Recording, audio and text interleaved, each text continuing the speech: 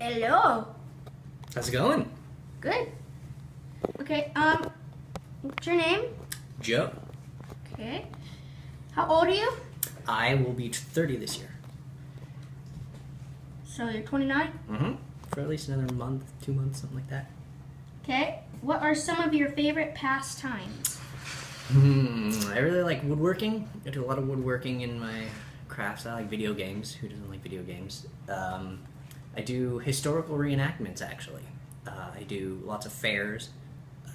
So like I do some 16th century reenactments, some 18th century reenactments, everywhere in between. Okay. How was your childhood? Tell me a few memories that you might have about your childhood. What were or are your parents like? So let's see. I grew up in the East Bay, for the most part. I'm from Martinez. I was born in Alameda, but I only lived there for like a year. I really like the East Bay. It's a lot of fun. Martinez is very, very quiet. It's like, it's got lots of forests and lots of hills and trees and stuff, so there's a lot of areas to hike. So I hiked around a lot, and there's a lot of parks, which are really fun. My favorite park is Rankin Park. It's kind of downtown. It just very recently got remodeled, but I remember as a kid liking it. There's lots of rock formations. You can kind of climb up into the hills and kind of get lost and stuff. And I mean, Martinez isn't that big, so you couldn't really get lost, but it was a lot of fun. I think I had a good childhood. I stayed in Martinez most of my life, so I knew lots of people there. My mom and my dad lived there and stuff. So yeah. What were or are your parents like?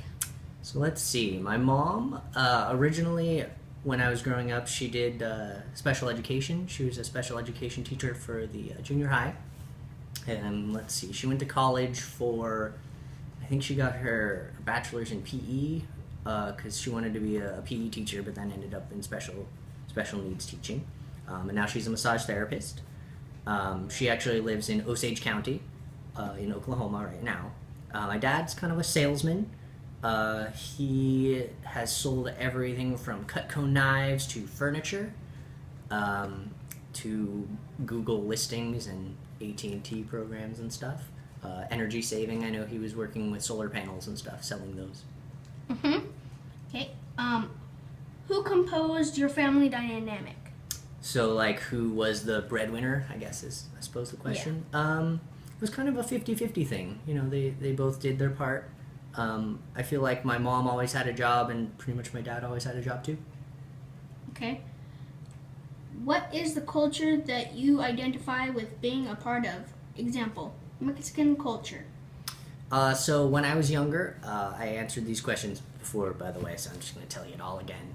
When I was younger, I did Indian Scouts, which is kind of similar to Boy Scouts, because I'm Native American. I'm actually Cherokee. Not full-blooded, but I got it in there, and that would be what I would say I identify with most. So those of you that don't know, Indian Scouts is very similar to Boy Scouts. So like we would do wood carving and basket making and hiking and a lot of like nature identification, like trees and animals and bushes and leaves and stuff, and be able to go out just like Mount Diablo was one of the places that we went to multiple times a year to go camping up there, and you just explore the wilderness. So it was a lot of fun. It was like Boy Scouts, except for, again, we would do the more traditional Indian-related things, Native American. So yeah, that was what I would say I identify with most. I'm also part Italian too. So am I. Well, part, right? Sorry, Irish. Irish too? Oh yeah, I think I got a little bit of Irish. But yeah, see, I was mentioning last time. Here is my Indian card. I technically have dual citizenship. I am part of the Cherokee Nation, as well as American, obviously. Okay. What are some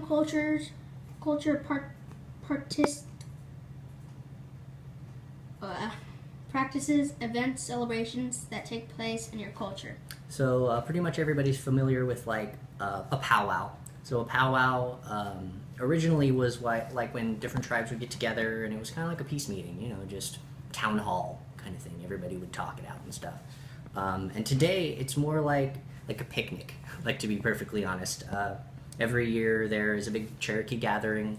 My friend Eric goes to it, where they all get together and just kind of hang out. It's just to get to know each other. But Native Americans have a very rich and diverse culture.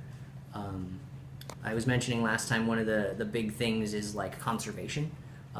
Native Americans always live with nature. So I was mentioning last time, like with a buffalo. If you catch a buffalo, you don't just take the meat. You also would take the hide and make blankets or clothing. You take the food, obviously the meat, but then you could use the fat for candles. You can wax your bow. There's a lot of different things. You can make parchment with the skin. You could make weapons and tools with the bones. So there's a lot of conservation, I would say, that has to do with most of the Indian cultures. Because again, I'm Cherokee, but they tend to kind of just merge those all together. Okay. What is a common religion in your culture? So there isn't really like a specific religion. Each group would have its own separate religion. There's not really anything specific. Like, let me see if I can relate some. So for example, the different elements of nature would have different spirits or deities. The earth would be something that would be considered revered religiously. Like there's something called Gaia, which is the theory that the earth is alive, that has a spirit, which ties into the concept of conservation and that you don't take more than you need. But it's taken almost to like a religious reverence kind of thing, where you treat everything around you in a spiritual way. So it's not so much religion as it is spirituality. Okay. What are some of the common foods that you enjoy? Well, I don't really eat anything that's Cherokee, to be perfectly honest. But there is one cool thing when I was in Indian Scouts. If you go to Mount Diablo, I forget which part of it is. It's one of the big campsites. There's some big giant rocks. It's near Rock City. And there's these little bowls. They're like divots, basically. And it's a mortar and pestle, an old mortar and pestle, where you take a rock and you put some acorns in there. You grind them up until it's a mush, and it's acorn meal. And then you would cook that, and you could eat that, and you can still go today and look at these rocks for yourself. And it's basically just a little bowl, and you can imagine taking a rock and grinding up acorns for yourself, because you couldn't always catch, every single meal. Sometimes you have to live off the land and things like that. What are some common